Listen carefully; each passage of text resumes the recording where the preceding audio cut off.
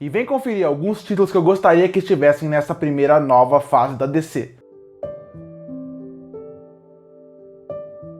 E James Gunn finalmente anunciou qual será o seu universo DC, o que ele fará sobre seu capítulo 1 chamado Deuses e Monstros, onde ele divulgou 10 títulos que fazem parte desse novo universo. Mas eu não vou falar sobre esses 10 títulos aqui, até porque eu já fiz um vídeo aqui no canal falando especificamente sobre os 10 títulos e o que eu achei de cada um deles. Eu vou deixar no fim do vídeo para quem tiver interesse de conferir. O que eu vou fazer aqui é dar sugestão de 5 títulos que eu acho que seriam interessantes estar nessa primeira fase da DC, nesse capítulo 1 chamado Deuses e Monstros, e que eu acho que não estiveram ali. Vale destacar que, como o James Gunn falou no seu vídeo, que esses 10 títulos que eles anunciaram não é a parte 1 completa, é só uma parte dos anúncios que eles vão fazer. Então, vários títulos que eu posso mencionar aqui nesse vídeo ainda podem aparecer nesse capítulo 1, mas por enquanto eu senti falta desses títulos e eu vou deixar aqui como algo que eu acho interessante ter. Deixando isso claro, vamos às sugestões de títulos que eu tenho. E eu começo com um título pouco conhecido, mas quem conhece ama, assim como eu, que é o Homem-Animal. O Homem-Animal, ele é aquele típico personagem que você olha pra ele, você lê os quadrinhos dele, ou vê o histórico do personagem e pensa,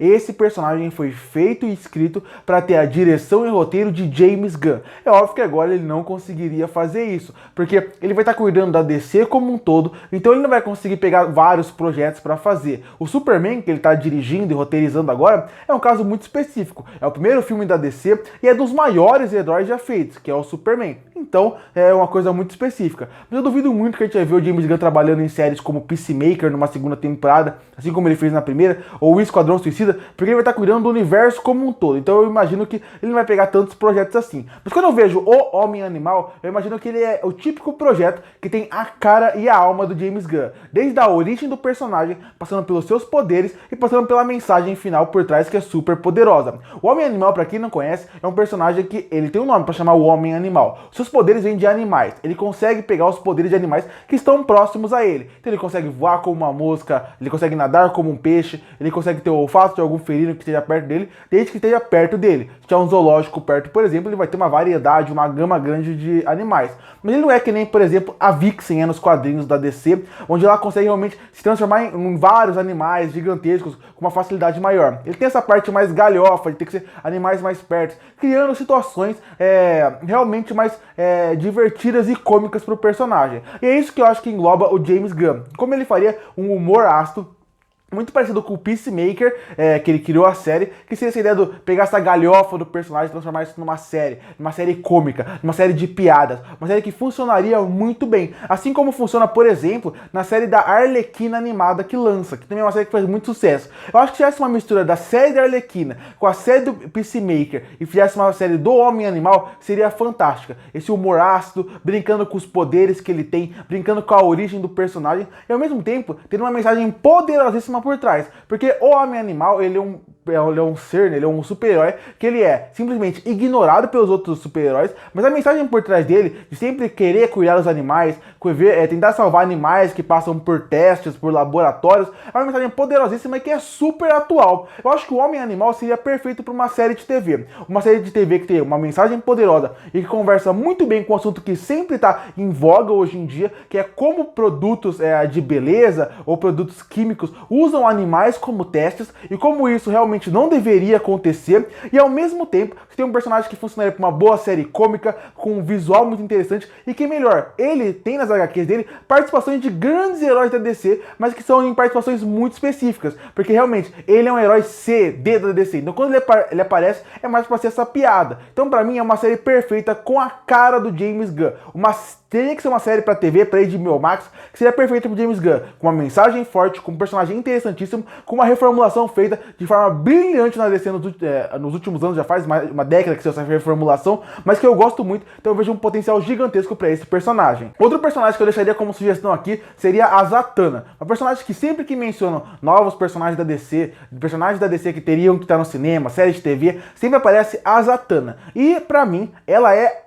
a porta principal de entrada para DC nesse universo mais mágico e místico. Eu acho que é uma coisa que a DC aborda muito pouco no cinema, na série de TV também, quando tem as séries, quase não abordam, e a parte mágica da DC é uma parte gigantesca, envolve uma área gigantesca que eles praticamente não exploram. Para mim, tem uma outra personagem que eu não coloquei aqui no lugar da Zatanna, porque eu já vou falar nela mais na frente, que é a Ravena. Mas para mim a Ravena é a mesma coisa. Ela abre uma gama com um vilão incrível pro universo DC, ela abre uma gama pra magia, só que eu acho que a Zatanna tem o mesmo potencial que a Ravena tem, até maior, porque você pode colocar ela, por exemplo, na Liga da Justiça Sombria, você pode fazer uma jornada dela com o Constantine, você pode fazer uma jornada dela só, descobrindo mais sobre a magia do mundo, se tornando a grande maga que ela é. Você pode contar uma história de origem dela, junto com o pai dela, o Zatara, mostrando ela sendo uma aluna de magia, até ela virar uma grande maga. Você pode fazer uma história dela com o Senhor Destino, que seria fantástico também.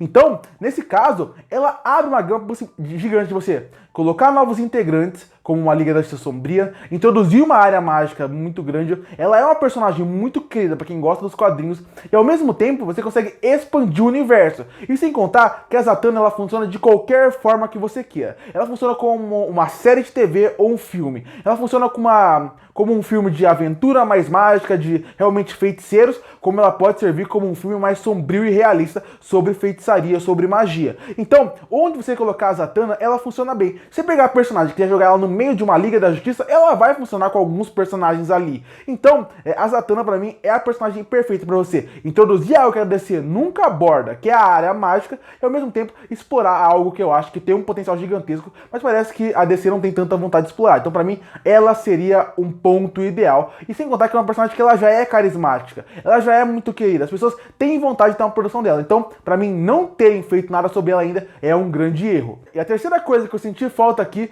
foi uma história do Gavião Negro com a Mulher Gavião. Quando você para pra pensar em algumas histórias, pra mim existem algumas que elas já foram feitas pra sair pra um cinema ou pra TV. Histórias que parece que elas foram feitas, escritas para saírem dessa forma. E pra mim, a Mulher Gavião e o Gavião Negro são esse tipo de personagem. Porque a história deles funcionaria perfeitamente, de novo, numa série ou num filme. A história deles é interessantíssima e pode ser abordada de formas diferentes. Pra quem não conhece a história deles, a Mulher Gavião e o Gavião Negro, eles são imortais. E eles ganharam essa imortalidade juntos. Mas com essa imortalidade veio uma maldição junto com eles, que seria o seguinte: eles vão sempre renascer. Eles sempre vão morrer e renascer, afinal eles são imortais. E em cada reencarnação deles, eles vão acabar se apaixonando, não importa em qual era eles estejam. Quando eles reencarnarem, de alguma forma eles vão acabar indiretamente se aproximando, se apaixonando, e dessa forma eles vão acabar tendo uma morte trágica. Então a aproximação dos dois é inevitável, eles vão se apaixonar e eles vão acabar tendo um fim trágico. Essa é a história dos dois.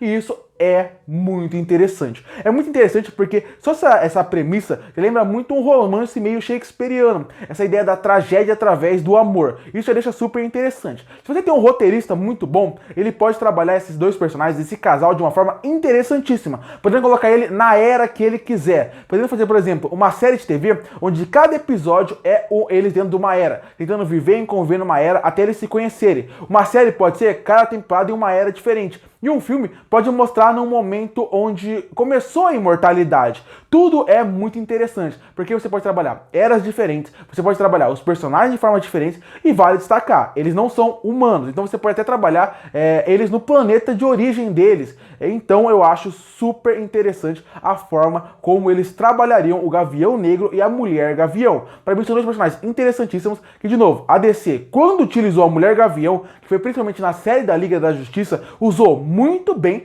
e ela fez muito sucesso. Muita gente lembra dela por causa do desenho da Liga. E agora vale destacar que no filme do Adão Negro, que é um filme que tem várias críticas, o Gavião Negro foi utilizado lá e ele foi muito bem utilizado. Então dois personagens que eu não entendo. A história deles são empolgantes, funcionaria como série, funcionaria como filme. É uma história de romance que eu acho que seria perfeita para o cinema, sairia do padrão de filmes que a gente vê hoje em dia, porque é uma história fora da caixinha comparado com histórias padrões de filmes de herói. Só falta alguém querer e ter um bom roteirista para poder conduzir bem essa história.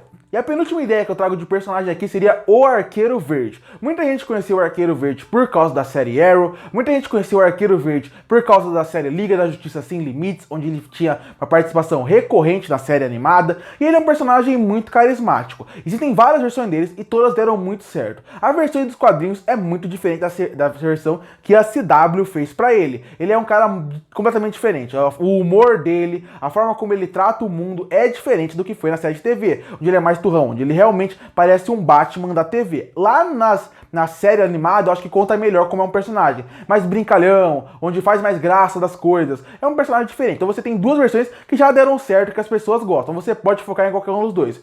Uma coisa que eu sinto muita falta nessa nova fase que a DC está construindo são de heróis mais urbanos. A DC não pode jogar todos os heróis urbanos nas costas do Batman e da Bat-família. Eu acho que tem outros heróis urbanos, alguns que nem entraram aqui, como por exemplo o Questão, que eu gosto muito, a Caçadora, entre outros personagens da DC, que sempre funcionaram muito bem como heróis urbanos, heróis que ligam mais com o público de modo geral. E já que não colocaram nenhum, eu tenho a sugestão do Arqueiro Verde. O Arqueiro Verde é outro personagem que pra mim, esse sim tinha que ir pro cinema. Uma gama gigantesca de opções pro personagem. Você pode fazer ele mais sério, você pode fazer ele mais bem-humorado, mais sarcástico, como ele funciona das duas formas. Você pode colocar a Canário Negro dentro da sua história, que eu acho que é fundamental. Tem que ter Canário Negro na história do Arqueiro Verde. E você pode contar uma história de romance e amor entre os dois, que funcionaria perfeitamente bem.